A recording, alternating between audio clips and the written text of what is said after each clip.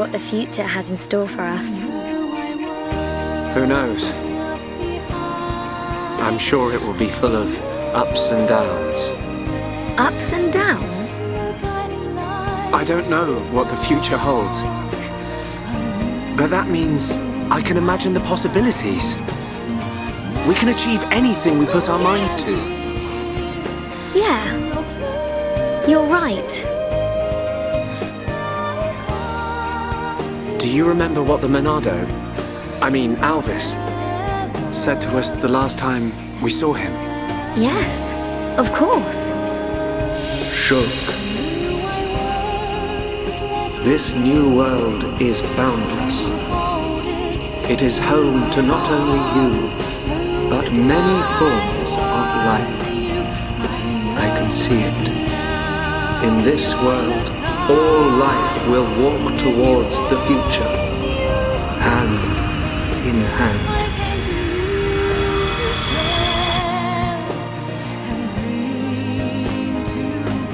One day, I hope I can meet them all. The people of this endless world. Me too. We will. I know it. We'll meet them. And whatever happens, we'll face our future together.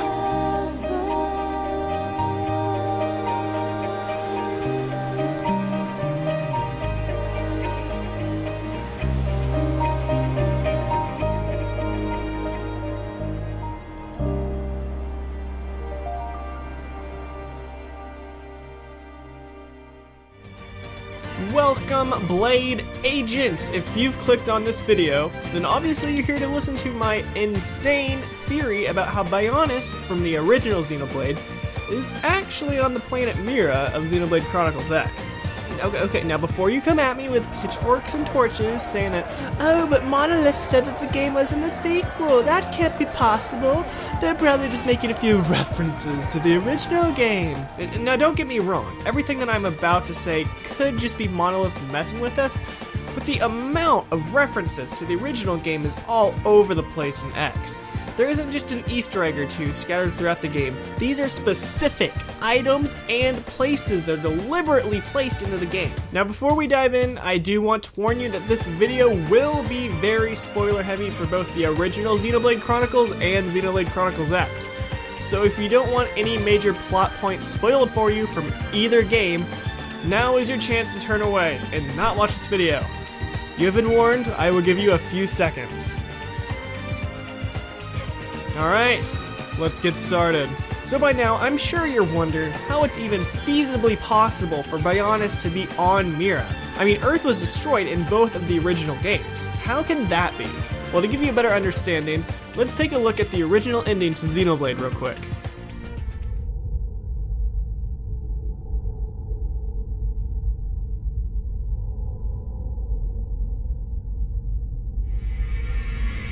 Where am I? This is my home. Your home? Let's begin the experiment. Whose voice was that?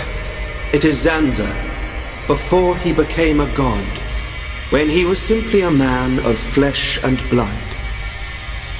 No! The results have not been confirmed! It's too dangerous! And that voice? It's Mayneth. Ridiculous! It's perfectly safe. We are about to bear witness to the birth of a universe. Once, only a god could perform such a miracle. But today, mankind moves one step closer to the divine! Yes!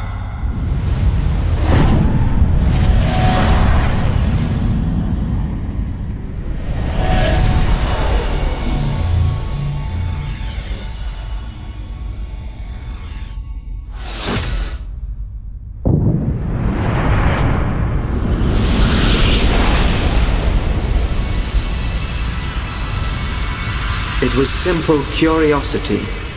The curiosity of a single man that destroyed the universe and created a new one. A new universe.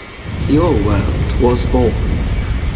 And so, two gods came into existence.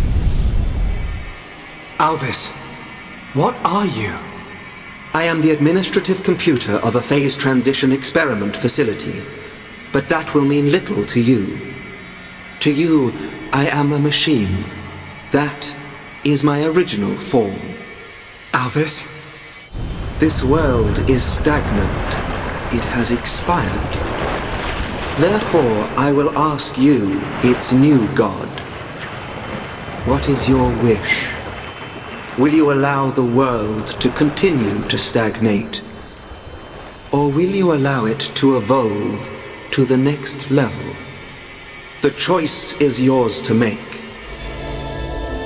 Forgive my presumptuousness, but I recreated their personalities from your consciousness. Alvis, it sounds like you don't think I can make my own decisions. I'm supposed to be the god. Apologies. However, I have good reason. This world has little time remaining if left in this state. Have you made your decision? The choice is yours, Creator.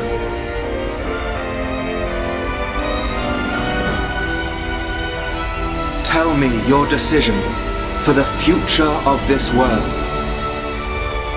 I won't decide. The future should be decided by each and every person in the world. And so, what we wish for is a world with no gods!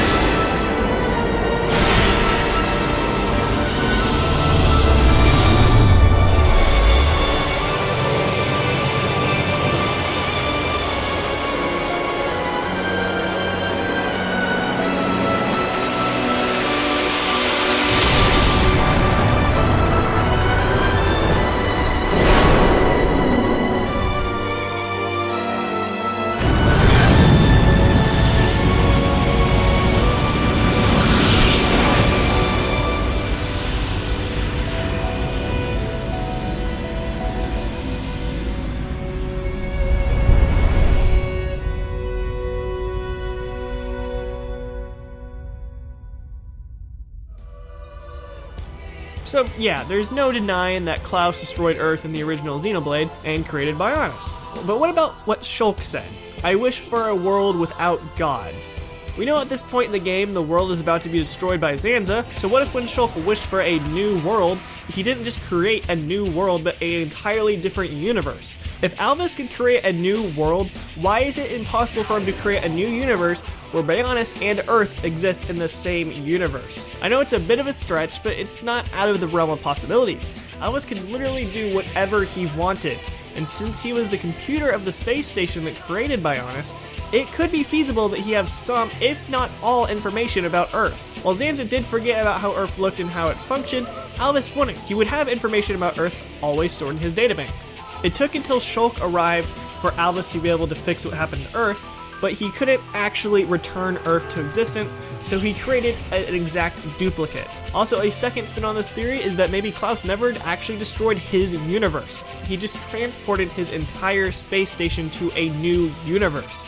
So while they had created Bionis and thought they destroyed Earth, it actually was just in a different universe on its own. And like I said earlier, where Alvis fixed Bionis, he in turn could have put it in the same universe as Earth. Now, this doesn't mean that the two planets are sitting right next to each other. Remember, it took 2 years at light speed for the white whale to reach Mira with advanced alien technology. That has to be a sizable distance away. So now that we know that Earth and Bionis can coexist in the same universe, let's take a look into Xenoblade Chronicles X and try to explain the clues that tie it to Bionis.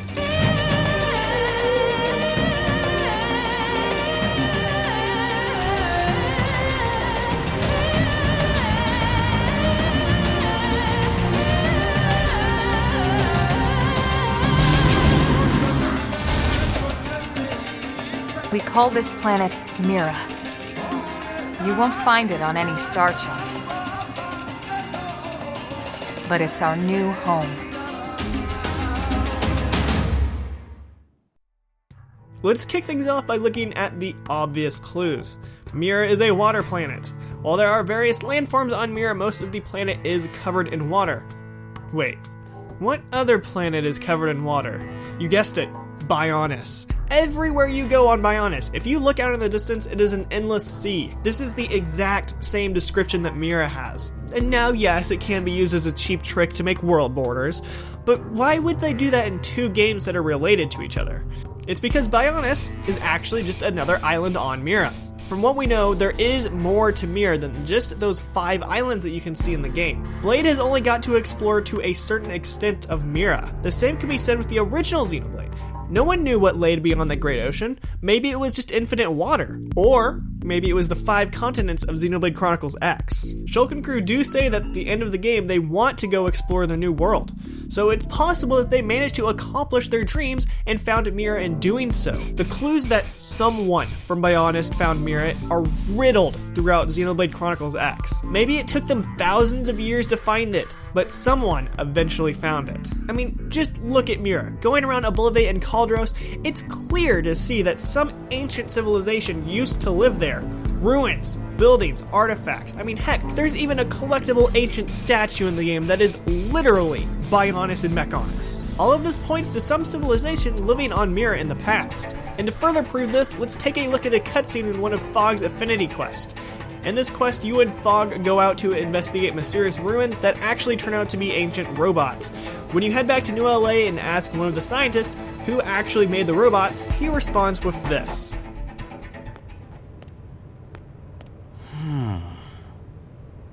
Sorry, but there's only one thing I can say for sure.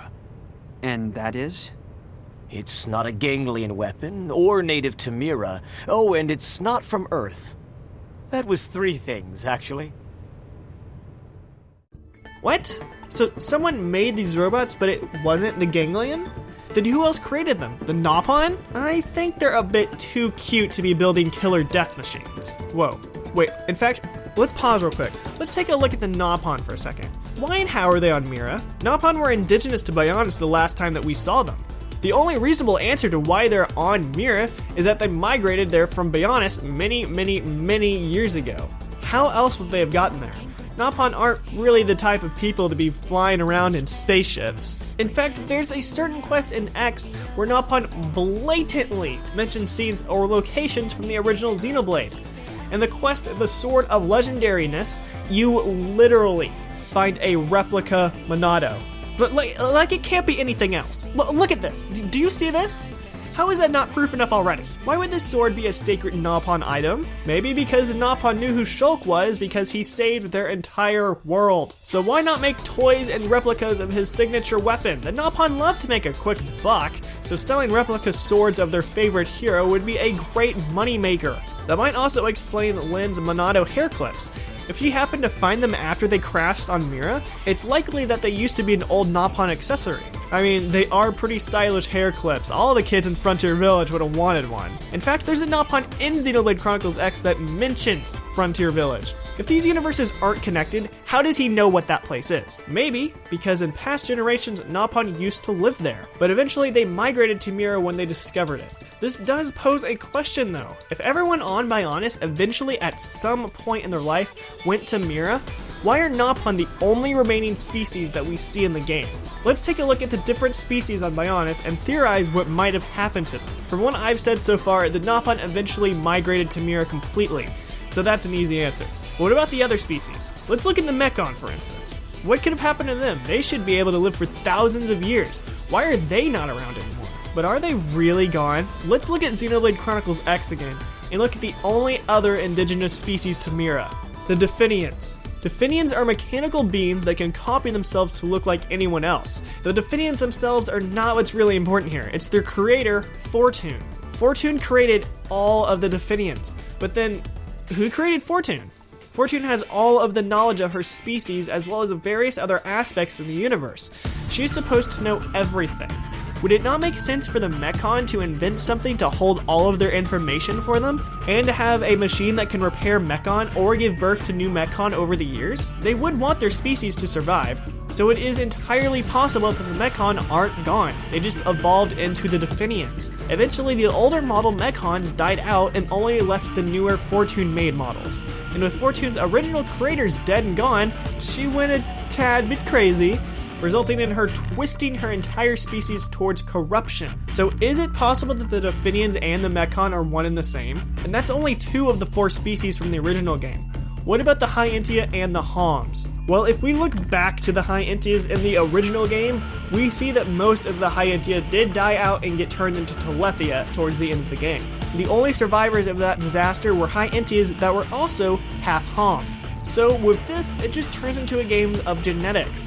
As time goes on and new generations are born, there are less and less children that are part High-Entia. They didn't die out, they just blended in with the Homs. So now all we are left with is the Homs. What happened to them? I mean, you would think that you would run into them at some point on Mira after they migrated from Bionis, but you don't. They're nowhere to be found in Xenoblade Chronicles X. This is the only reference you get to Homs in the entire game. So what the hell? I made it this far in a tin can. Why not? Me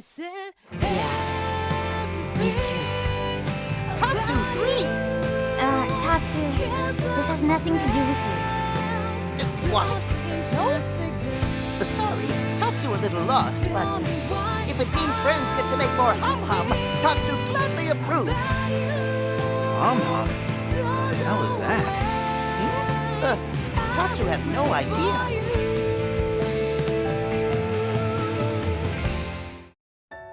So obviously Nopons still know what Homs are. Sure, Tatsu may not know much about it, but he's probably only heard it a few times in his life. He's only a kid. At this point, Homs might just be Nopon legends. This is the only clue of Homs you get in X.